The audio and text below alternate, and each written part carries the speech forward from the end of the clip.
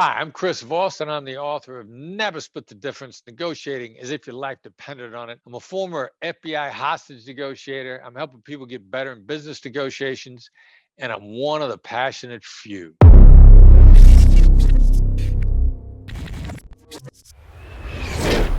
I love the interview today with Omar. What I hope that people get out of this interview is a few tidbits that you can take and apply. You don't have to absorb the whole thing. Just pick out a couple of points, try them out, get just a little bit better today. Hey guys, welcome to this episode of The Passionate Few. Today we have on a man who needs no introduction. He's the legend Chris VOSS, founder of the Black Swan Group and author of Never Split the Difference. He's known as the FBI Hostage Negotiator, and he's helped millions of people around the world get educated about the power of communication and being strategic in how to negotiate what it is you want to make happen in your life, making sure you never split the difference. So thank you so much for being on the show today, Chris. Thanks, man. Happy to be here. Awesome, man. Thanks for coming on here today. So first, let's get right into it. You know, a lot of people may know what you do because of, all the great content online, but some people have no context of what you do. So can you give the audience a little bit of a context as what, the biggest chunk of your career has been doing and how that led to you writing Never Split the Difference? Yeah, sure. I was an FBI hostage negotiator. I was the FBI's lead international kidnapping negotiator. I just came to learn over the years that hostage negotiation is just emotional intelligence, applied people smarts, if you will. Mm-hmm. And if that's all it is, once I left the bureau, why don't we find out if it works in personal life? So, in point of fact, I've been using it in my personal life since the early 1990s. I know that makes me sound old, but that's when I first got into learning all about it on a suicide hotline. And I'm like, this is such a hack and a time saver. It's got to apply in normal life. So I started applying it in a normal life, and then that led me to being a hostage negotiator. And that's kind of it in a nutshell. I've been helping people get what they want without making enemies. And the second part is really important, because if you make enemies, they start ganging up on you and they want to drag you down. Makes sense. Now, how old were you when you first, started getting involved with the suicide hotline and then Wow. transitioned to the FBI? Yeah, let me see. I was in my early 30s. I Okay. mean, it's a long time ago. It's hard to remember counting back all those years. And what were Yeah, you? but I think I Yeah. think it was in my early 30s. What were you doing prior to that? Was it anything in this direction whatsoever, or totally unrelated? Yeah, well, I was with the FBI. I was an FBI agent, and I had been on a SWAT team in the FBI. I'd been on a SWAT team in Pittsburgh, got transferred to New York, tried out for the Bureau's hostage rescue team, which is the FBI equivalent of the Navy SEALs. And in point of fact, a bunch of Navy SEALs and Delta guys on the HRT, the hostage rescue team. Mm-hmm. Tried out and re-injured my knee. And so I really like crisis response, because I very much believe that decisions should be made. There's a quote by John F. Kennedy about the long-term cost of comfortable inaction effectively exceeding whatever the cost of a mistake now is. Mm-hmm. Comfortable inaction is horrible, but it's what a lot of people do. Mm-hmm. And that's why I like crisis response, because people had to make decisions. So I wanted to stay involved. We had hostage negotiators. We had hostage negotiators. I didn't really know what they do. It didn't look hard. I talk every day. Yeah. One of the classic things about something that looks easy, it's probably hard. Yeah. And people who make it look easy, Mm-hmm. it's very it'll fool you. Yeah. So I got into it, and it blew me away. It was phenomenal. It was more rewarding than SWAT ever was, and that's kind of how I got into it. Now, do you remember your first situation ever, your first case ever, where you had to go in and negotiate something? Do you remember that? Yeah, I mean, the very first one was a really rare case. It was a bank robbery with hostages, and while the bank robberies with hostages happen in the movies and on TV all the time, in real life, for the bad guys to still be there by the time the good guys show up in a bank is very, very rare. Mm-hmm. Like, this was in New York City, and it went down in Brooklyn, and it had been literally 20 years since a bank robbery with hostages had occurred in New York City. And New York City has more their hostage negotiation team turns out more than anybody else's in the country. So that should give you an idea of how rare an event it is. Wow. And I'm sitting in the office one day, I'm getting ready to do an interview, and a buddy of mine, Charlie, comes in. He says, "Hey, there's a bank alarm in Brooklyn and they got hostages." Mhm. So, we jumped into the car and we roll on it. We just roll. I mean, one of the, you were telling me before, what are some of the lessons I've learned? Mhm. Go. If you wonder whether or not you should, it probably means you should.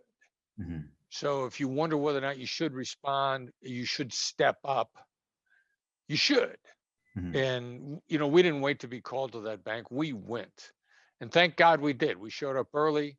We were an early responder because we were one of the first ones there. I was the second hostage negotiator to be put on the phone, first guy to get a surrender. The first hostage negotiator did a really good job of settling the situation down, and the commander decided to take a change in strategy, put me on the phone, had me take a little harder line. From suicide hotline days, I'm good at taking a hard line in a gentle way. Another Mhm. key to negotiation. Mhm. You need to be assertive. You don't need to be a jerk while you're doing it. Mhm. You can be extremely assertive very gently. And I happen to be good at that. Mhm. So they put me What's on the phone to be assertive and to be nice about it. what's the key? What's the key to managing that balance? Because especially Yeah. with entrepreneurs and a lot of the community we serve, you hear a lot of the Steve Jobs syndrome, where they're a tough ass, so they hold a standard, but by the Right. end of it, they're not very liked by the entire executive Yeah. staff. So, what have you found to be common denominators of how to sort of balance or at least mitigate a little bit of that, so you're not hated by the end of it? It's simple, but it's really hard. Mhm. And you can say the wrong things if you say them the right way. It's tone of voice. Mhm. Like, I could say, "Sounds like you're not certain if I could do the job." And that lands with you. You don't feel offended like that. I could say, "Sounds like you're not certain I could do the job." Now, Mhm. the second way I said it, my tone of voice said, "How stupid could you possibly be?" Right. And the exact same words. And I got a 180 degree shift in how it lands. Or another one is, we got a hostage negotiation technique that we use in business negotiation about deactivating people's fears, and it's calling a fear out, Mhm. which is basically, if you don't trust me, it sounds like you don't trust me. Now, we tell people in our training sessions that when you call out a fear that they don't have, it doesn't plant the fear, it inoculates from the fear, which Mhm. is ridiculously counterintuitive. That scares the hell out of people. And so we always tell them that in the morning. In the afternoon, somebody always says, "I can't say that, it'll plant a fear." Plant a fear. Now, Mhm. I have told them earlier in the day it won't. Now, I can respond in one or two ways. And I will tell you I'm guilty of the first way. Because I could say, "So it sounds like when I told you this morning that calling out of fear wouldn't plant it, you thought I was lying to you." Mhm. Again, my tone of voice is saying, "You're an idiot. How Mhm. dare you accuse me of lying?" Right. And it's going to hurt your feelings. It's going to cause my words to sting. Because they stung, the message isn't going to get through to your cranium.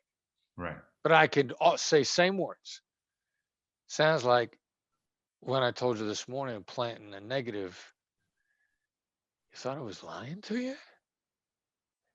That's curiosity. Yeah. That'll gently, slowly land, and you'll think about it, which is what I need you to do. All of that is just the magic of tone of voice, and it sounds so, it's not complicated. Like, a lot of people want complicated answers. They're like, "No, give me, I need an answer that's a DNA chain. Something that's just kind Yeah. of like, give me my DNA with 75 components. I need that. Or Yeah. I need to make a better argument. That's what I need to do." No, if you could master tone of voice, it's shocking what you can get away with. So, do you find it's so interesting you say this, because I agree.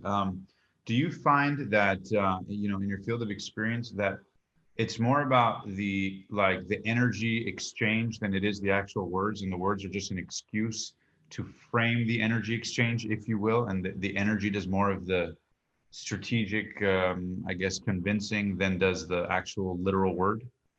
I like that a lot. And I hadn't thought of it specifically in those terms before. Mhm. And that's, I like that a lot. I agree with you completely. It also gets into some other thinking Mhm. in that, and it's energy exchange, it's neuroscience. We can define neuroscience now, neurochemicals that are triggered. We haven't yet been able to measure and define energy exchanges. I think we've come to the point where we know they exist. Right. There's a lot of people that are talking about heart math and measuring energy, crazy mystical California types, you're in California, right? Right. California types used to always talk about, look at their aura and all this stuff. We're like, what have you been smoking? I mean, what's the matter with you? Right. And in point of fact, now it's just that we lack the scientific instruments to measure that stuff. Mhm. And we're going to be able to measure it, and we're going to be able to quantify it. So I Mhm. think there's a lot to energy exchange, just like there's a lot to neurochemicals that are triggered in that exchange. So I agree with you completely for a lot of actual really scientific level reasons that are getting ready to bear themselves out to us. Oh, it's very powerful. Now, what about one of the most crazy situations you've ever experienced? Obviously, you've experienced so many, random crazy ones. I'm sure you have a certain level of adrenaline that's flowing through you. I guess I have two questions here. Number one, did the adrenaline ever go away when you'd walk into, high, stress situations, or do you find maybe how a rock star feels that excitement when they go on stage and they kind of get used to that? Did you get nerves throughout your whole career? After a while, does it become easy? No, that was eh, you lean into the process. And what I was lucky about was I'd been on before the bank job came up. I'd been volunteering on a suicide hotline for about 2 years, Mhm. and I was confident in the process that I'd learned. Mhm. And the vast majority of skills are perishable. So I was a regular on the hotline. I mean, to stay current on the hotline, you had to do 8 hours a month, Mhm. two 4-hour shifts a month was Mhm. was that boiled down to. So I was current. Tiger Woods, a great documentary about Tiger Woods out now. I mean, the guy was a fiend for practice. He Mhm. was always on a putting green, always on a driving range, constantly. I mean, and looked down for good reason on those that didn't practice, Right. because he got there by practicing. So, I had plenty of practice. By the time I got on the phone, I was good. I knew that my skills were high. And at every stage of the game, my practice level, my preparation level was always high. My practice level was high. One of the things we did in the FBI was we put a heavy emphasis on teaching the skills. Mhm. Like if you don't, teaching the skills is a great way to stay current, because I mean, you immerse yourself in getting it right because you're horrified somebody's going to call you out and you're going to be wrong. Right. And there's a really good chance that while you're teaching it, there's going to be somebody in the audience that knows more about it than you do. Mhm. And a prospect of humiliation Mhm. is a great way to take somebody hostage. And so by teaching it, you're taking yourself hostage and you're making sure that your skill levels are current. And we had a heavy emphasis on teaching and practicing, exercise and teach. So because of that, I was never nervous. Now the adrenaline thing would kick in after it was over. Like I Mhm. remember when we came out of the bank job, we get done, we've been there 12 hours. Charlie and I, we get out of there and we are like, Jazz, like, hey man, I'm not tired. It was late at night. We've been there 12 hours. We didn't know how high we were on adrenaline. How did it So end? How did just to zoom in on that event, what was the, I know you told me a little bit of context, but what transpired during that, just so the audience has context as to what you specifically finished during that job? all right, so there were two bank robbers inside and three hostages, Mhm. two women and a bank guard. Now the bank robber that orchestrated it, a guy named Chris of all things, which means he was very smart, right? If his name was Chris, he was a Right. shrewd guy. He actually didn't tell the other guy, Bobby, that they were going to rob the bank. Bobby went rolling along with him. He thought they were going to burgle the bank. technical definition, there's a difference between robbery and a burglary. Burglary is a crime against property. He thought that they were just going to bust into the ATM, take the cash, and scoot. Mhm. The ringleader, Chris, wanted to go and take hostages because he wanted the vault to be open. He wanted to get into the vault. So 2 bad guys, 3 hostages.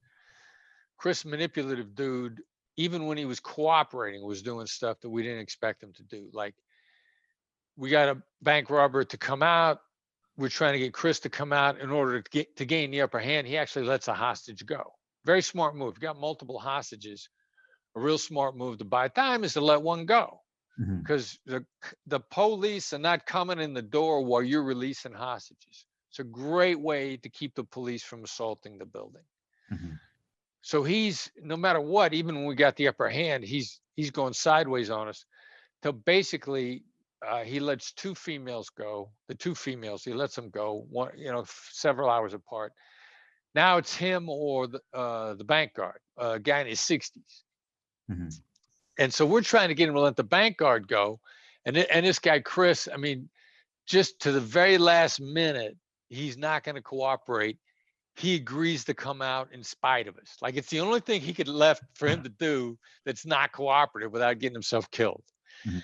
So about almost exactly 12 hours after the bank alarm goes off, he comes out the front door. And, I got a videotape someplace.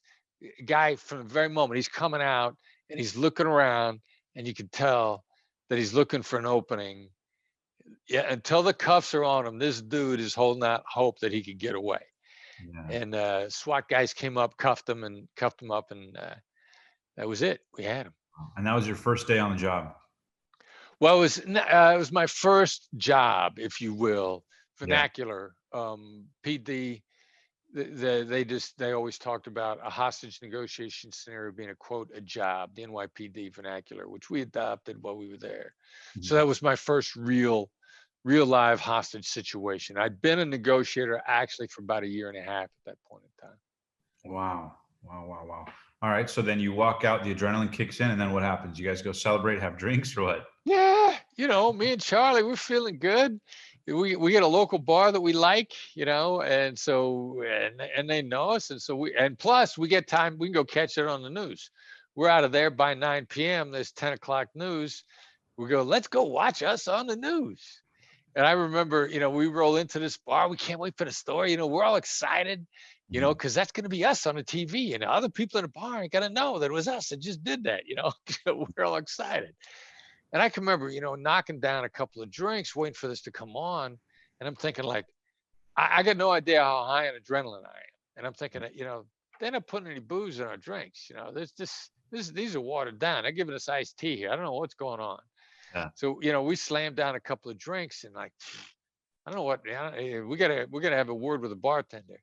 And the news show runs, and we watch it, and then our adrenaline drops, and Charlie and I just kind of both go, oh God, am I tired? Oh my God, I'm tired.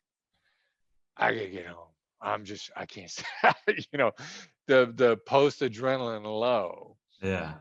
And I went home. I probably slept for 3 days. Wow.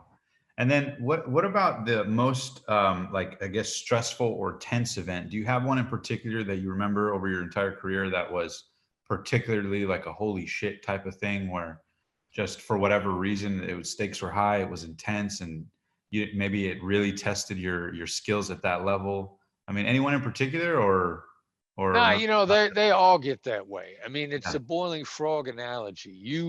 You build up a resistance little by little as you get into it, and then when it's all over, you're a little shocked at what you had tolerance for. And this really came to light to me a couple of years ago. A child of one of the hostages hunted me up. Mhm. Like, with social media, I'm Facebook friends with people that were hostages, Wow. and Facebook friends with their children. I'm Mhm. becoming acquainted with them. And so, one of them hunts me up when I'm still living in LA at the time, and I'm like, hey, yeah, I'll be happy to talk. I'm happy this person, they've evolved their life. They're living what I think is a normal life. And believe me, there ain't no such thing as a normal life for former hostages or former hostage members. This is a mark in their life that never goes away, ever. Right. There's no return to normalcy. And actually, some of them need to hear that, and most of them don't. There's a great book out now called The Hostage's Daughter by Suleimeh Anderson. She is Terry Anderson's daughter. Terry Anderson was the longest held hostage in Beirut for a number of years. He was the longest held hostage in the history of the United States. AP press reporter, on his release, having been a hostages for 6 years, he met his 6-year-old daughter Suleimeh for the first time. Wow. His fiance was pregnant with Suleimeh when he got grabbed, and I'm now acquainted with Suleimeh. She's got a book that's a phenomenal read called The Hostage's Daughter. But that's my life. I run into people that are kids of hostages I got out. Mm-hmm. And when I start talking with them, and it reminds me of the world that I lived in and took for granted on a day-to-day basis. And now that I get, some distance with it, sometimes I say to myself, like, holy cow, what was I into?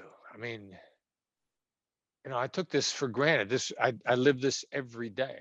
Mm-hmm. So, it was a little bit of the boiling frog analogy. You get used to it if you feel privileged to do it.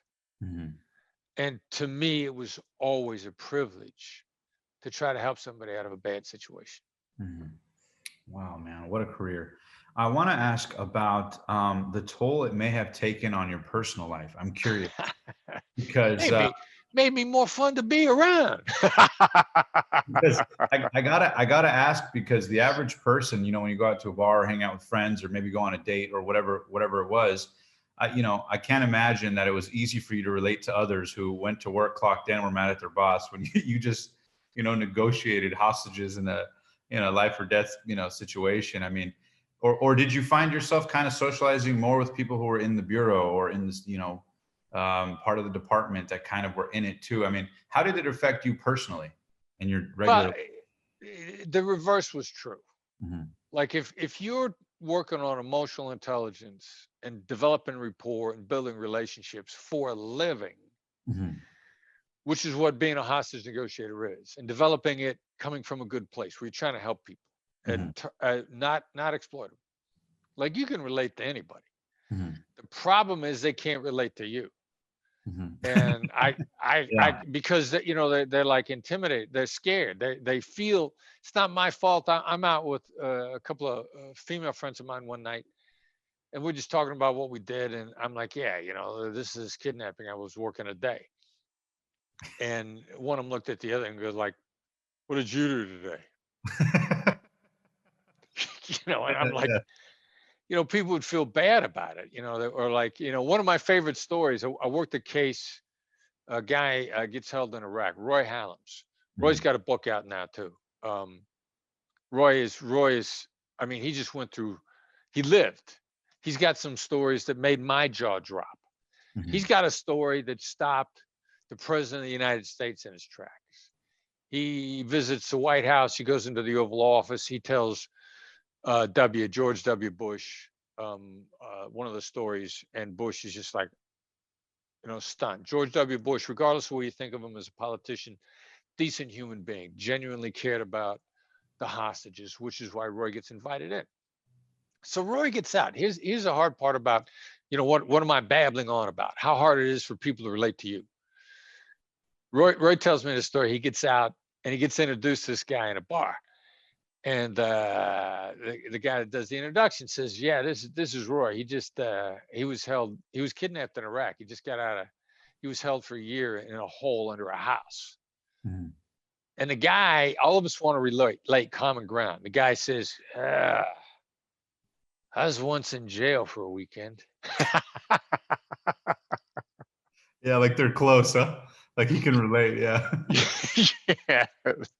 Yeah. And Roy tells me that, and we're just like, oh God, what a story.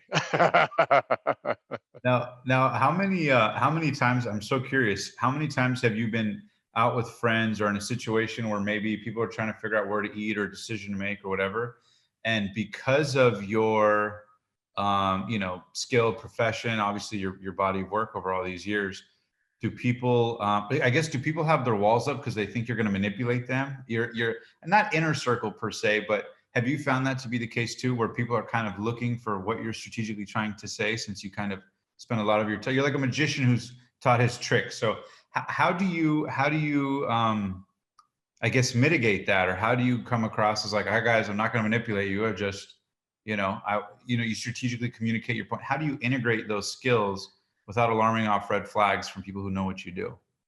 Well, see, actually, I don't mind that because that's projection on their part. Right. So you're okay. So they're telling me, there's this saying, trustworthy people trust. Mhm. That's something to bank on. Mhm. Trustworthy people trust, which means people who are not trustworthy don't trust you. Mhm. So if I get somebody reacting to that like that to me right away, they're actually telling me about themselves. They're sending up red flags about themselves to me, and I'm like, all right, that's cool. Mhm. We don't know each other, and you automatically don't trust me. I now understand a lot more about your operating system. I actually appreciate that because I want to know who I can trust, because I want to trust. Mhm.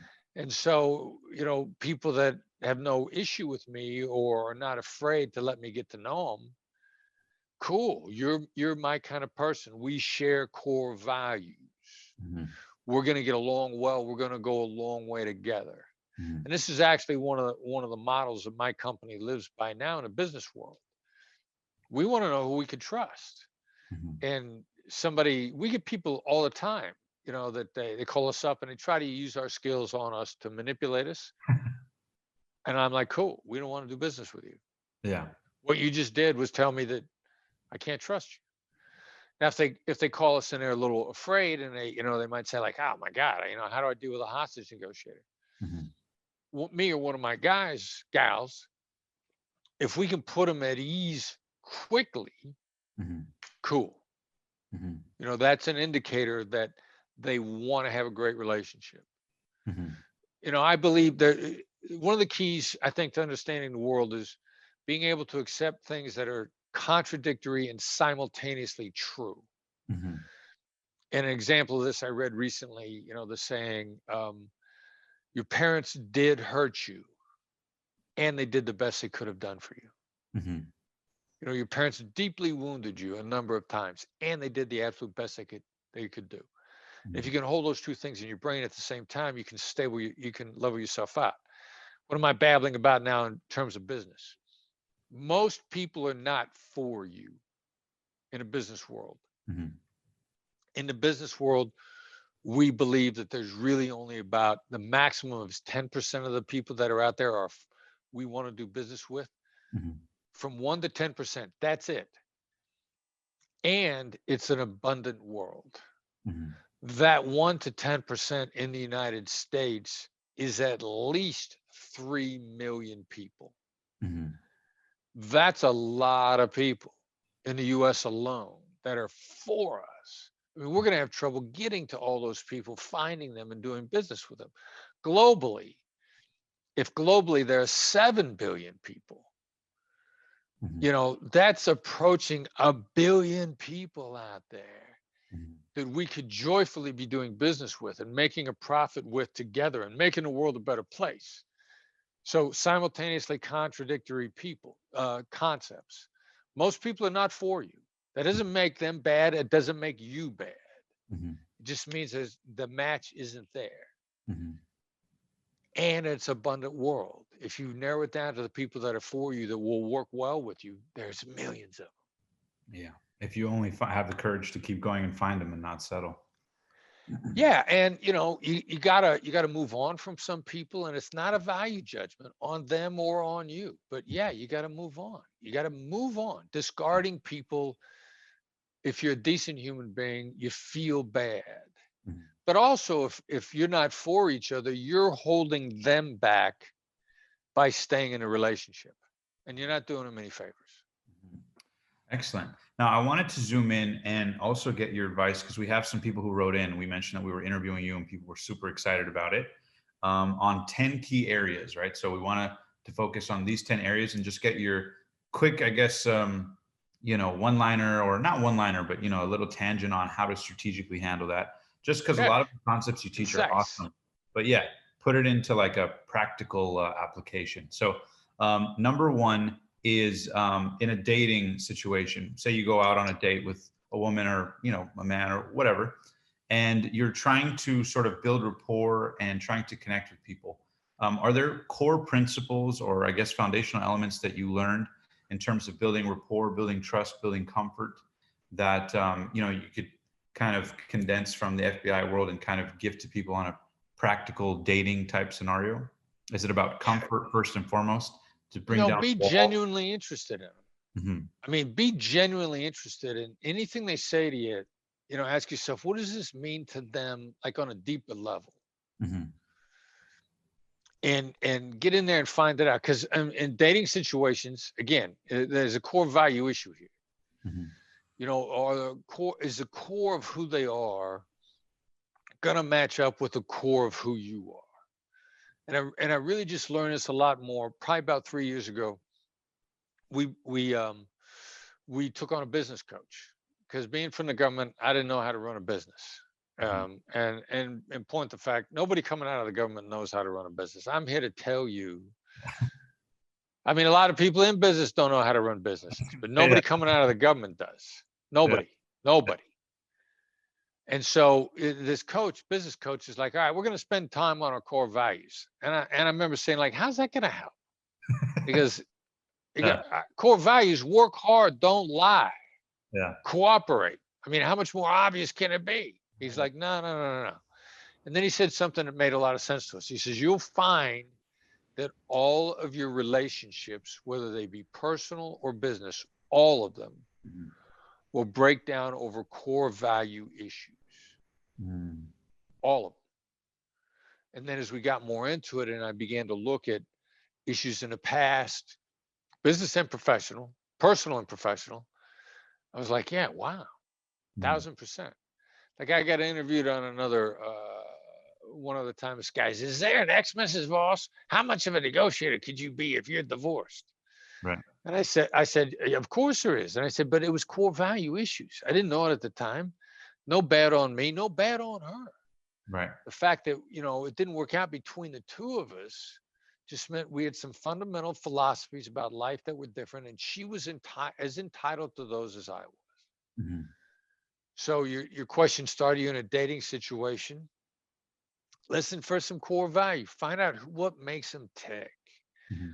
What resonates with them, what makes them happy. The mere process of you focusing on finding that out will bond them to you. Now, if you're a decent human being, it's also going to bond you to them, but it will bond them to you. So use your powers for good and not evil. Yeah. Makes sense. Because that is what's going to happen. I was in a conversation recently. I'm a single man these days. I'm genuinely interested in people. I was talking to a young lady that I am genuinely interested in. And the genuineness of my interest in seeking out her core values and in me personally resonating with them, she sends me a follow-up text message that says, I feel like you speak to my soul, which touched me, but it also let me know that I was touching hers. That's what you want from a dating relationship. Right. Makes sense. Now, what about breaking up? This is a controversial one. Say there's someone out there that wants to leave their significant other. A lot of people stay in relationships. You may have seen this out of guilt, not wanting to hurt the other person, not knowing what the right words are. What advice do you have for people? Because there's probably hundreds of millions at this exact very moment that are trying to, plot their escape and don't know the words and don't know the way to approach it. Any insights on something on that practical level in terms of how to, regardless of, maybe they just, don't feel like it's right, and it comes down to, like you said, a core value issue, how to approach the conversation without feeling guilty or feeling like you're the bad guy or hurting their feelings, or, any insight on that you could share? Yeah, most people are avoiding those conversations, not to spare the other person, but to spare themselves. What do you mean by that? Very interesting. Yeah, I mean, look, you're scared of the pain you're going to go through in that conversation. That's why you're avoiding it. I mean, you tell yourself, I don't want to hurt the other person, but look, I got, be candid with yourself. Mhm. You're at least as much trying to spare yourself. Now, the first point. Second point, you ain't doing them any favors by staying with them, Right. because you're keeping them from other people. Mhm. And there's no gentle way to cut off somebody's head. So, but there is an inhumane way, and the inhumane way is to drag it out. Mhm. So you got to figure out how you're going to lower the boom quickly and get out. Mhm. Lower the boom quickly and get out. Anticipate what their instantaneous fears are going to be, whether they be financial or personal. Mhm. Do what you can to fairly mitigate that, but do it quickly. Don't argue over extended periods of time. Don't stay in a relationship in a negative way if you're giving each other the cold shoulder. If you're arguing all the time, if you're in a relationship where you're arguing all the time or you're giving each other the cold shoulder, you got two choices: fix it or get out. Yeah. But don't, the status quo is bad. Now that this is a difficult thing to do. Talk through it with people that will help you be good sounding boards for you, Mhm. who don't want to go, yeah, and another thing, they did this and that to you. You ain't looking for somebody to back up your negative feelings. Mhm. You're looking for somebody to help you get out of it in a healthy way. But there is no humane way to cut off somebody's head. There's only inhumane ways to do it, Mhm. and dragging it out is inhumane. You got Mhm. to plan it, you got to do it, you got to move on, because you're holding them back as much as you're being held back. Mhm. Brilliant. Looks like you got some experience there. Yeah, and I've done it wrong in the past. Yeah. I have done it really wrong in the past. And in reflecting over how I did it wrong, it was really about staying for too long in really trying to spare myself Mhm. versus sparing them. And I didn't do anybody any favors by staying in a relationship for too long. Yeah. Makes total sense. All right, the next one is sales calls, right? This is the Right. foundation of every business. How do you apply the never split the difference philosophy when it comes to, a sales call? For example, particularly in the world of entrepreneurship, particularly the education space, right? Sometimes you're selling programs that range anywhere from 1,000, 2,000, 5,000, 10,000, 25, 100,000 plus, right? Now, of course, there's lower ticket products, but in general, lots of people in the sales world have challenges with this, whether they have events, masterminds, courses, services that really help people in a deep way. And a lot of people are not comfortable with those price points, or they're nervous, or sales teams, they've never purchased anything at that level. So how do they sell it, right? What have you found to be some of the, I guess, foundational principles to help salespeople when they're communicating, higher ticket value items to potential customers or leads, and understand how to meet those needs on sales calls without letting the anxiety of what they're selling kind of take over? Yeah, well, the first issue is whether or not there's a product customer match. Mhm. Now, if you're having trouble getting them to buy, you probably do not have a product customer match. Mhm. That's your first problem. You got to make sure that that's the case. Not only that they could use it, but they agree that they could use it. A lot of people are like, yeah, well, they need it. They just don't know yet. You got a problem. Right. You got to, I need to talk more so I can educate them. Reagan said, if you're explaining, you're losing. If you're explaining, you're losing. Mm. So now, if let's assume that you've gotten past the first point, which most people are wrong about. Mhm. Again, only probably 1 in 10 out there are a good match. Mhm. If you haven't really screened in advance, you're spinning your wheels, because there's a saying, it's not a sin to not get the deal, it's a sin to take a long time to not get the deal. Mm. If you're spending a lot of time when somebody's not going to take the deal, it's keeping you back from the customer that needs you. Right. Do not underestimate how important that first part is. Mhm. Now, part B, assuming that you've gotten past the first hurdle, which if you're not sure, then you didn't. Mhm. But now if it's a price issue, it's never a price issue. It's a value issue. There's something wrong with the way you're delivering. Pivot from price to terms every time. Never cut your price. Never cut your price ever. If there's a price issue, it's not price, it's terms. It's what you're delivering for that price, which means you got to go back inside and go to them and find out really what they're looking for. If you're explaining, you're losing. If you're pitching, you're losing. If you're trying to get them to accept your fit, you've just guaranteed a bad fit, a bad customer, a bad pipeline, no referrals. You cannot stay in business without a pipeline.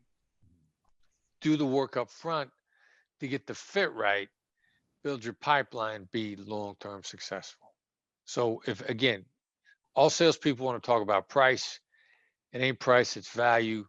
Find out what's wrong with what you're delivering. Change that. Now, I want to zoom in on that one last thing. What have you found in your business was maybe even up till recently was maybe a challenge you guys had, and how did you overcome it? Wow. Um,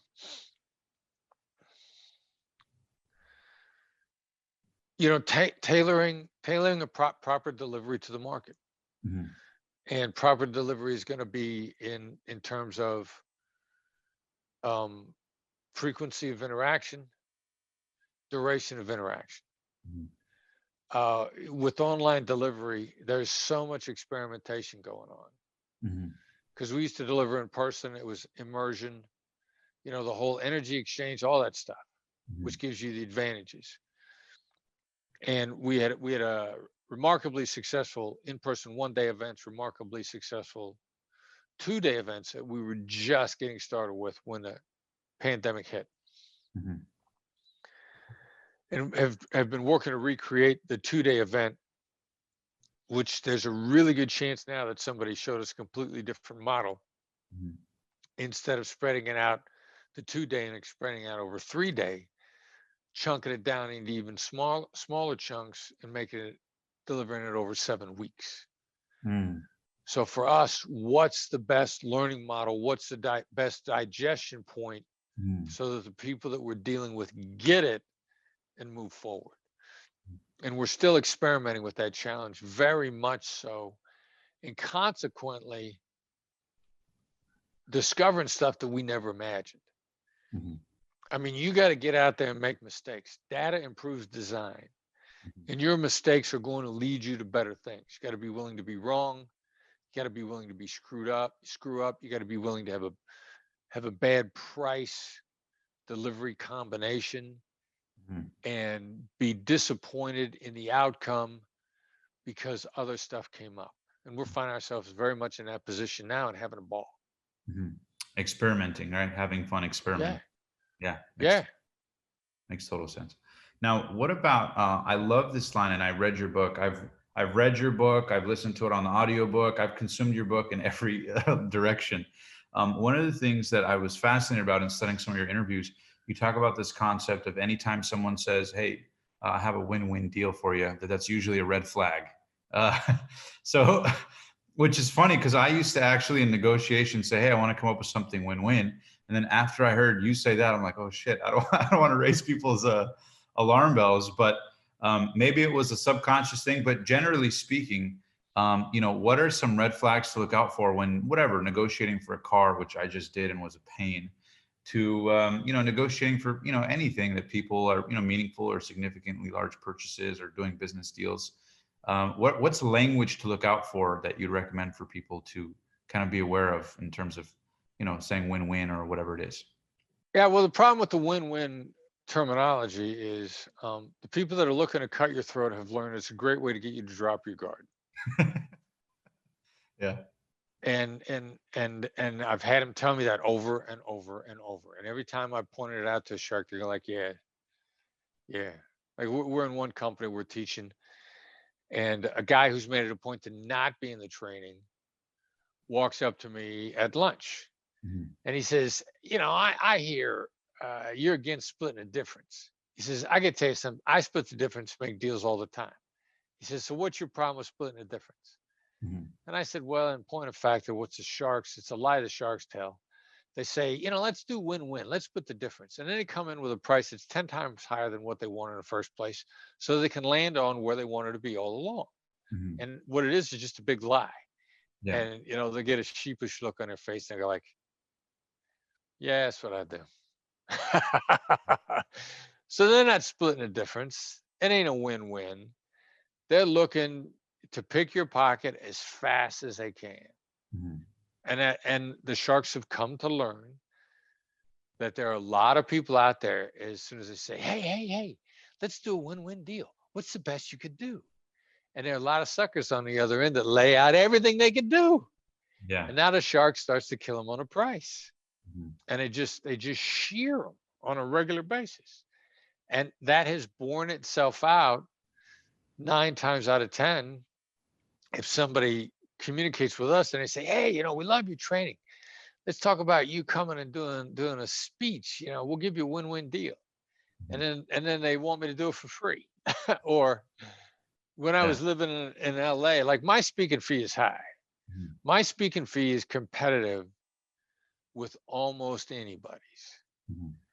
So, and I'm living in LA, and this guy is trying to get me to come and speak, and he knows when I'm going to be in Vegas at the time. I happen to live in Vegas now.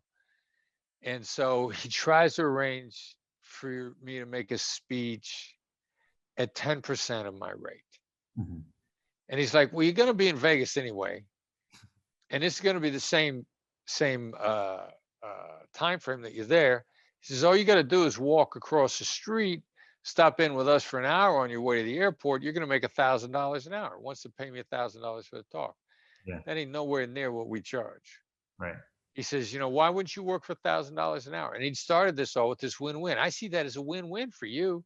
And that's $1,000 you get on the way to the airport that you wouldn't have otherwise. I'm like, Right. dude, I saw you coming a long time ago. No, I'm not doing that. I'd rather take a nap. It's worth $1,000 to me to be able to brush my teeth and not be bothered with you. That's worth $1,000. So, Right. we get that on a regular basis. No, it makes total sense. Now, what about when negotiating for a car? I'm so curious about this because I just dealt with this headache and this was a pain. And at a certain point, I felt like they could do way better deals, but the ego gets involved if certain words are said, almost like they rather not get the deal if the customer in any way makes them feel inferior or whatever it Yeah. is. Are there So don't strategies? make them feel inferior. How Yeah. hard is that? Well, are there strategies to, for example, like I know you say, going first in a negotiation is usually not the best bet. It's usually better to let the other person go first. Um, and you also have this concept of saying, like, would it be totally ridiculous to X, Y, Z? You frame it in the negative, so to speak. And I've actually tried this and it worked. Like, say I have a crazy idea. What? Yeah, say I have Of course it works. something that I feel like a group of people would be up for. Instead of saying, "Hey, you guys up to do this?" I'll say, "Hey, would it be ridiculous to go camping at 4 a.m. on Saturday?" And somehow the framing of it, it's like they have to rescue you out of the ridiculous, or it's weird Okay. how it works.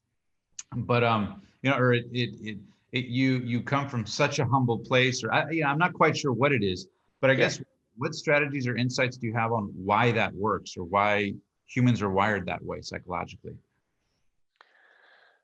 Yeah. Well, those are like 8 different questions. So I guess, okay, so I guess to zoom it in, when negotiating for something like a car or something, what are strategic ways to communicate to incite, reciprocity to want to work a deal with you versus, like, I guess, how do you negotiate with somebody All right, without? hold on. Stop asking questions because you're gonna ask me 8 more questions, and I'm not gonna know which one you're gonna want me to answer. Yeah. All right, so make the reciprocity an emotional reciprocity. Okay. Articulate their perspective first. Put them in a position to want to collaborate with you. Never be mean to somebody who could hurt you by doing nothing. That's everybody. What's the flip side of that? The other person could help you if they feel like it. Make them feel like it. How do you make them feel like it? Articulate their perspective. Narrow it down onto a car. First of all, if you're getting ready to go out and buy a car, is a story of me buying my Toyota 4Runner in my book. Mhm. On our YouTube website, the Black Swan Group has a YouTube website. Search for Chris Voss Black Swan Group YouTube videos. Go to our YouTube channel.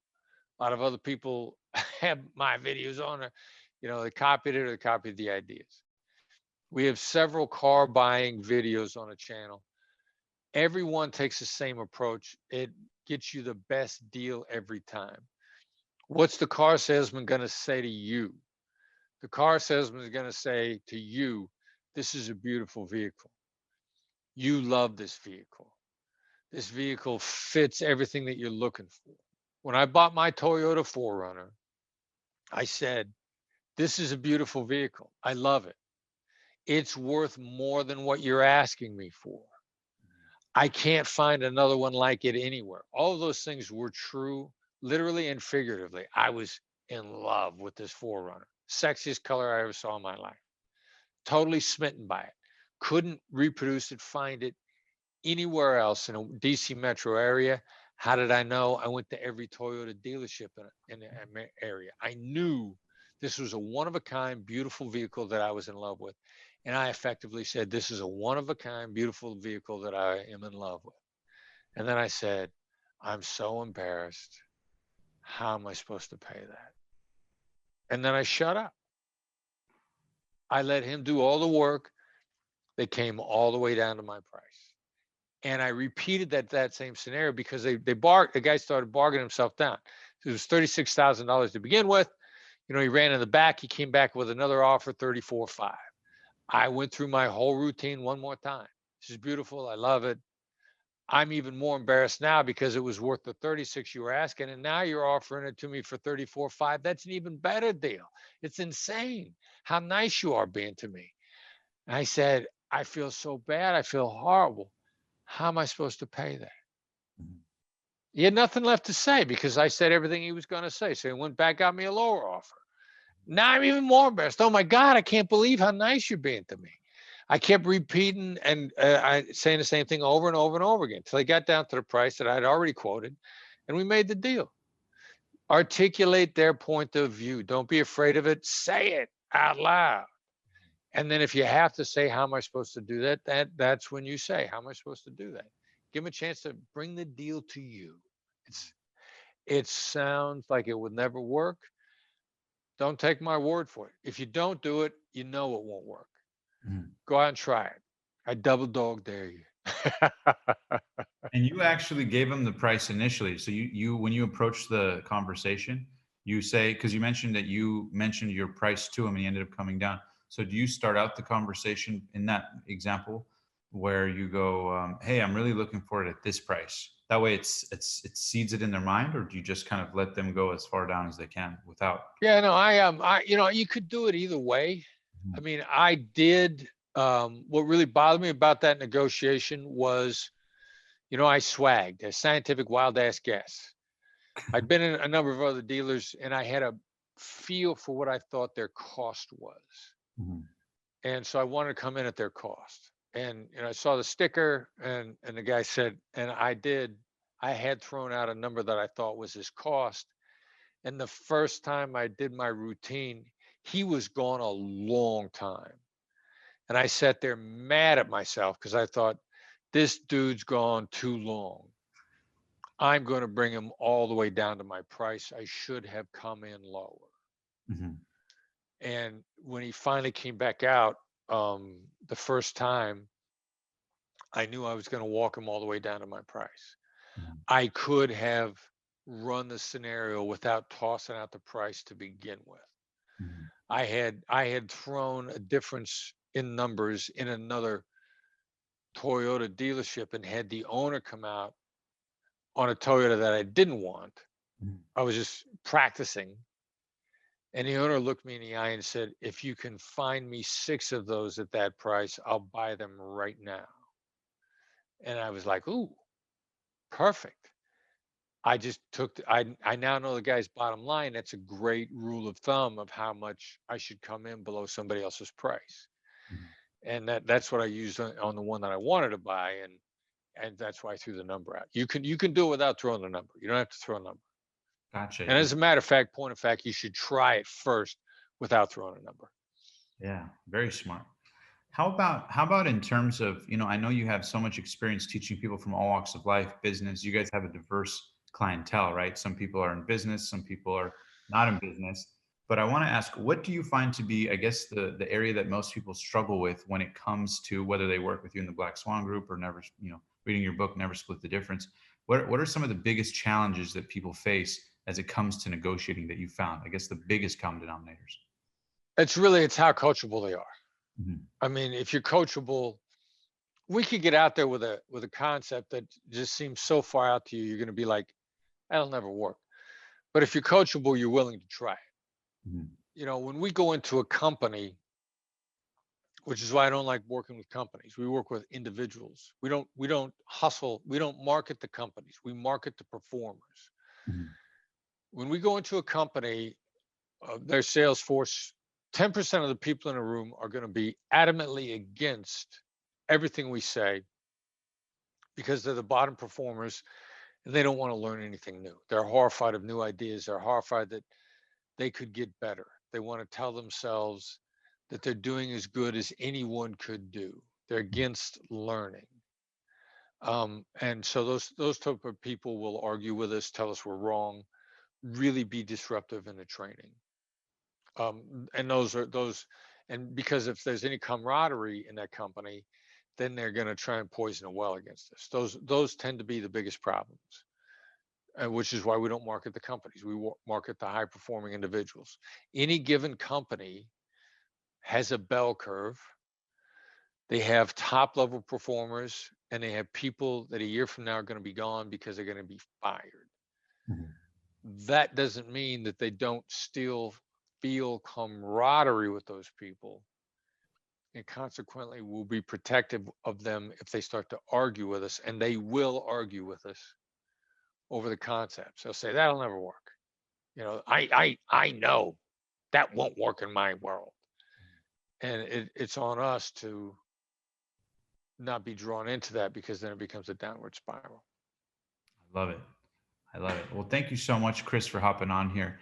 Any final words of wisdom for how people can, in their own life, start out by getting better at never splitting the difference? Aside from, I know Black Swan offers programs. I know you guys have the Never Split the Difference books. But I guess any final 30-second pieces of wisdom to people out there who really want to maximize their ability to communicate and negotiate to make their dreams a reality? Look, if you're going to get better, you need to have a reading habit to begin with. If you don't have a reading habit, you shut this thing off right now. I mean, I'm not kidding. If a reading habit is what all the top performers, Mark Cuban, Warren Buffett, the top performers have a reading habit. If you have a reading habit, buy the book. Buy the book. It's the best money you'll ever spend. Now, next, what do you do after that? Take advantage of our free content. We put a lot of stuff out for free. The gateway to our free content is our newsletter, which is concise and actionable and free. It's complimentary. Subscribe to the newsletter by sending a text message to the number 33777. That's 33777. The message you send from your phone is Black Swan Method. BLACK space SWAN space method. Send that, you'll get a response back asking for your email address. That gets you first look at the newsletter when it comes out. It also gets you first look at all of our announcements on our training and our products. And it's the gateway to the website, which is filled with free content. At some point in time, when you raise the level of your skills, you're going to want the more advanced stuff. If you don't go through our free stuff first, you're not going to be ready. It's going to be a waste of your time. Buy the book, subscribe to the newsletter, exploit the heck out of everything that we give away for free. Awesome. And we'll go ahead and plug those links in the description below if you guys want to grab the book, and make sure to shoot them a text to get in touch today. Chris, thanks so much for being on the show today. It's been a pleasure, my man. Thanks. I have enjoyed the conversation. Thank you very much. Thank you, my man. Cheers. If you guys enjoyed that video, be sure to hit that subscribe button right now, because every week we bring you the very best in personal development content, interviews, and insight to help inspire you to take your life and your dreams and make them a reality. And also, if you want to know how to book dream guests the same way I have, you can check the link below for my top 3 secrets. So if you have a podcast or a show or whatever it is and you want to collaborate with them, if you click that link below, I'll give you those top 3 secrets to help you get in touch with anybody. And also, don't forget that The Passionate Few is available on media platforms as well. So you can subscribe to the podcast. And until next time, thank you for being one of the passionate few.